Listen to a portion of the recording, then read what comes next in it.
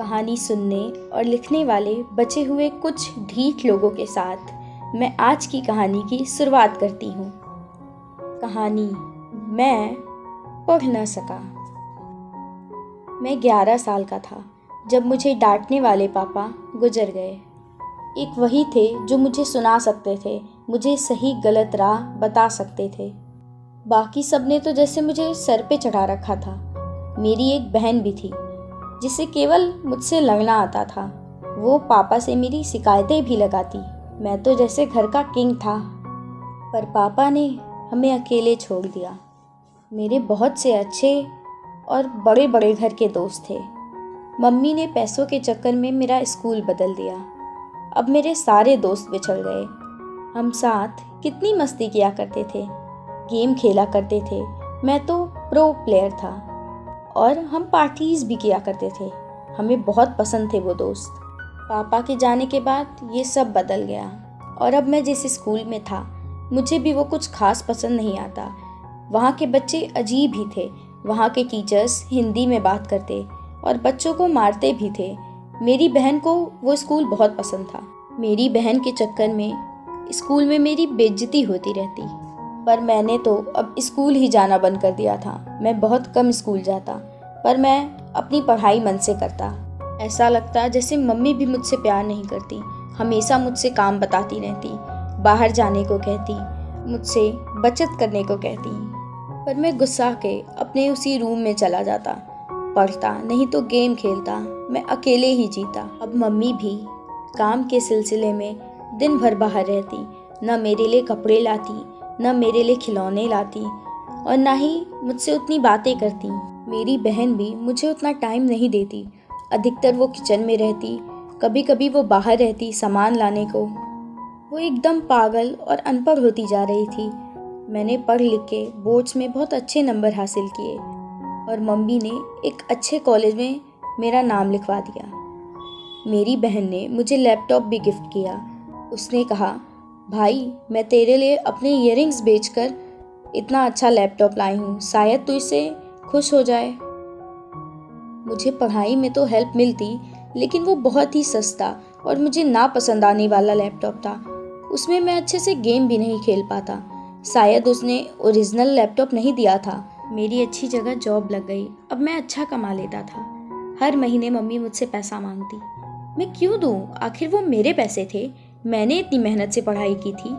मैं उतना अब घर पे बात नहीं करता, लेकिन मुझे पता चला कि मेरी बहन का भी आईआईटी में हो गया, लेकिन एडमिशन नहीं करा पाई पैसों के चक्कर में शायद। मुझे तो समझ ही नहीं आया कि आखिर उसका निकल कैसे गया। सैटरडे को फ़ोन लगाया तो पता चला कि मेरी बहन घर पे बैठकर यूपीएससी की तैयारी कर रही है और साथ ही जॉब कर रही है, जिससे मम्मी को कुछ हेल्प हो सके। शायद मेरी बहन मेरे लिए स्टार्टिंग से ही अनलकी थी। उसका यूपीएससी निकल गया और मेरी जॉब छूट गई। मेरी लापरवाहियों की वजह से, गेमिंग पे ज़्यादा फोकस करने की वजह से मैंने अपनी जॉब भी अपने हाथ से खो दी। कुछ दिन तक तो मैंने अपनी सेविंग से काम चलाया। फिर दोस्तों के सामने अपनी दिक्कत रखी तो उन्होंने मेरी कोई हेल्प नहीं की। अब मुझे धीरे धीरे नशे की आदत हो चुकी थी। मैं अधिकतर बेहोश रहता, 2-2, 3-3 दिन तक सोया रहता। अपने ईगो के चक्कर में अपनी मम्मी का, बहन का भी फ़ोन नहीं उठाता और मैं उनसे पैसे क्या मांगता। वो तो खुद गरीब थे। मैं 4 दिन तक नहीं उठा तो पड़ोसियों ने आकर मुझे हॉस्पिटल पहुंचाया। पुलिस आई, उन्होंने पड़ोसियों से अपनों का पता पूछा, दोस्तों का पता पूछा, पर मुझसे मिलने कोई दोस्त नहीं आया। मेरी बहन मुझे खोजते खोजते घर पहुंची, लेकिन जब मैं वहाँ उससे नहीं मिला तो उसने पड़ोसियों से हॉस्पिटल का पता पूछा और वो वहाँ आ गई। मुझे नहीं लग रहा था कि मैं जिंदा बचूंगा, क्योंकि डॉक्टर ने पैसों के चक्कर में मेरा इलाज भी बंद कर दिया था। पर मेरी बहन ने मेरा इलाज करवाया। मैं मौत के पास था। अपनी कुछ खामियां गिनवा रहा था जिससे मैं बच सकूं। अभी मुझे पूरी ज़िंदगी जीनी थी। गिनवाते समय मैंने जाना मुझ में तो कुछ अच्छाइयाँ नहीं थी। पढ़ाई भी मैं खुद के लिए करता था। मैंने कभी दूसरों को दिया ही क्या है जो अब मुझे भगवान दे। ना ही मैंने कभी माँ की मदद की, कभी उनका लोभ जानने की कोशिश तक नहीं की। अब समझा, पापा मुझे सुधारने के लिए सुनाते थे। मम्मी ने कैसे मुझे पढ़ाया, स्कूल वाले लोग चीप नहीं थे, उन्हें सिचुएशन के साथ ढलना आता था। टीचर्स बच्चों को पढ़ाने के लिए, सुधारने के लिए डांटती थी और मारती थी। मम्मी एक ही खाना कैसे अरेंज करती थी, कभी नहीं जाना मैंने। बहन का IIT में एडमिशन क्यों नहीं कराया गया, मेरा एडमिशन कैसे हो गया, कभी नहीं जाना मैंने। बहन ने अपना मार के कैसे मेरे लिए लैपटॉप लाया, कभी नहीं समझा मैंने।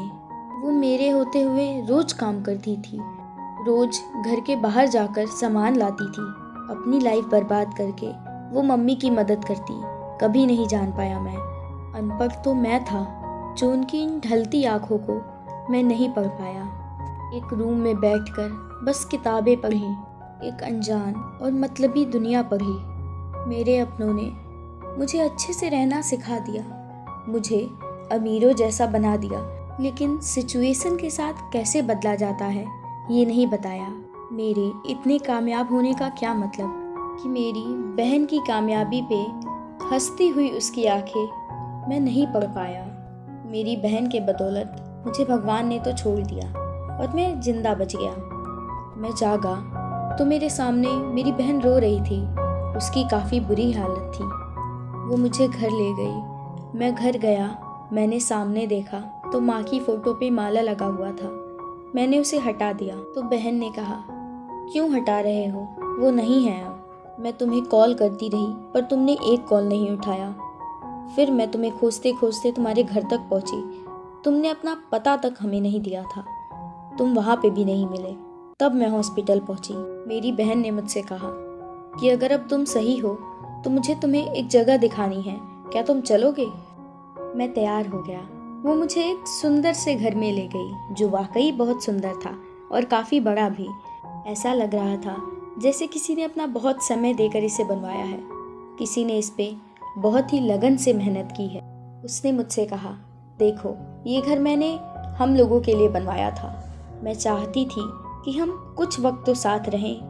मैंने अपनी पूरी ज़िंदगी घिसी है इस 2 वक्त की खुशी के लिए, जो मुझे कभी नहीं मिल सकी। तुमने कभी सोचा है कि वो औरत कैसे जी रही है? वो कैसे हर घर में बर्तन मांज कर अपना काम चला रही है, अपने बच्चों को पढ़ा रही है। मैं भी हर घर में छोटे मोटे काम किया करती। कभी तुमने क्या सोचा मैंने क्यों किया ये सब? कभी तुमने माँ के, मेरे हाथ देखने की कोशिश की है? क्यों ये इतने घिसे हुए हैं? क्यों और औरतों की तरह ये सुंदर नहीं? क्यों इन्हें कोई पकड़ना नहीं चाहता? तुम्हें पढ़ाने के लिए ये घिस गए एकदम। मैं छोटी हूँ बस तुमसे डांट खाने के लिए, मार खाने के लिए। क्या तुम्हारी जिम्मेदारियाँ नहीं है कुछ? कभी पढ़ा है भाई मेरी इन आँखों को बड़ा भाई बनकर? कभी सर पे भी हाथ नहीं रखा। हम इतनी मेहनत के बदले तुम्हारा अच्छा रवैया चाहते थे, क्या तुमने वो कभी दिया है? मैं रातों को अंधेरे में अकेली बाहर गई हूँ, क्या कभी तुमने मेरा हाथ पकड़ा है? हम भी थे गम में, क्या तुमने कभी समझा है? तुम्हें तो बस सब परोसा हुआ मिल गया। तुम्हारे रवैये की वजह से मम्मी को भी अटैक्स आने लगे। क्या तुमने सोचा है मैंने उनकी दवा कैसे करवाई? मैं उनका गम कैसे झेल रही हूँ, जिन्होंने सब कुछ लगाया तुम्हें आगे बढ़ाने के लिए। तुमने उन्हें आखिरी वक्त में भी नहीं देखा, उनसे कभी ढंग से बात तक नहीं की। वो किस कदर टूटी हैं पापा के जाने के बाद, कभी तुमने पूछा? क्यों वो दिन भर बाहर रहती हैं, कभी तुमने जानने की कोशिश की? नहीं, तुम्हें तो बस गम था कि हम तुम्हें टाइम नहीं देते, हम तुम्हारी विशेष नहीं पूरी करते। जो पूरी करते हैं वो कैसे करते हैं तुमने सोचा? तुम्हारी ईगो के कारण। मेरे पास तो एक थी, वो भी चली गई। तुम्हारे पास इतने लोग हैं, अब जाओ जियो तुम अपनी जिंदगी। तुमने सब बर्बाद कर दिया मेरा। आज पहली बार मेरे आँख से आंसू निकल रहे थे। मैं सोच रहा था कि मैंने क्या सही किया है जिंदगी में। आज मैं जिंदा भी मरा हुआ लग रहा था, जिस तरह मैंने सबको मारा था। मैं किस कदर टूटा था ये मैं 2 लफ्ज़ में नहीं बता सकता। जैसे सदियों से बैठे शीतल समंदर में किसी ने कीचड़ फेंक दिया। उस कीचड़ के बोझ तले मैं इतना दब गया कि मैं माफ़ी भी मांगने लायक नहीं था। मेरी बहन का तो दिल इतना बड़ा था कि मैं एक छोटी सी जंपिंग बॉल खरीद ले गया, जो उसे काफ़ी पसंद थी। वो उसी से मान गई। उसने मुझसे कहा, मैं ये सब तुमसे नहीं कहना चाहती थी, लेकिन मैं तुमसे बस बदले में थोड़ा प्यार चाहती हूँ, बड़े भाई का, जो शायद तुम दे सको मुझे। मेरे तो ना ही दोस्त थे और ना ही अपने, शायद अब सहारा दे सको तुम मुझे। बड़ा मैं नहीं, वो थी जिसने मुझे अब, आगे और पहले भी पाला था। किताबी पढ़ाई पढ़ने से नहीं, इन दुखते दिलों को पढ़ने से कामयाबी मिलती है। शायद मैं अब समझ सकता था। आज की कहानी यहीं समाप्त होती है। कहानी इतनी अच्छी थी कि मैं तो खुद रो पड़ी और रोते ही रोते मैंने रिकॉर्ड किया। मुझे तो अच्छी लगी। अब आप कमेंट करके ज़रूर बताएं, मुझे अच्छा भी लगेगा और आगे कहानी लिखने का मन भी करेगा। धन्यवाद।